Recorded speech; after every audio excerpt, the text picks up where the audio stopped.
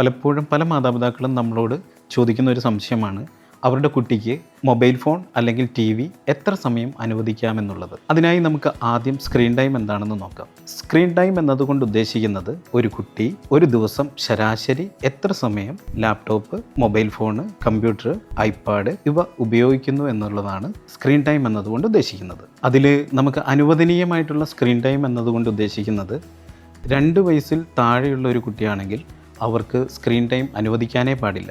സാധാരണ രീതിയിൽ ഇപ്പോഴത്തെ ഒരു കാലഘട്ടത്തിൽ മാതാപിതാക്കളിൽ ആരെങ്കിലും പ്രവാസികളാണെങ്കിൽ നമുക്ക് ചിലപ്പോൾ വീഡിയോ കോളുകൾ വേണ്ടിവരും. അപ്പോൾ 1.5 വയസ്സ് മുതൽ 2 വയസ്സ് വരെയുള്ള കാലഘട്ടത്തിൽ അത് അനുവദിക്കാവുന്നതാണ്.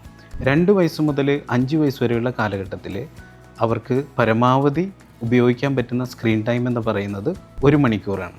അതും തുടർച്ചയായിട്ടാവരുത്, ഇടവേളകളിൽ കൊടുക്കുകയാണ് ഏറ്റവും നല്ലത്. കൂടാതെ മാതാപിതാക്കളുടെ സൂപ്പർവിഷനോടെ അതിൽ നിർബന്ധമായും വേണ്ടതാണ്.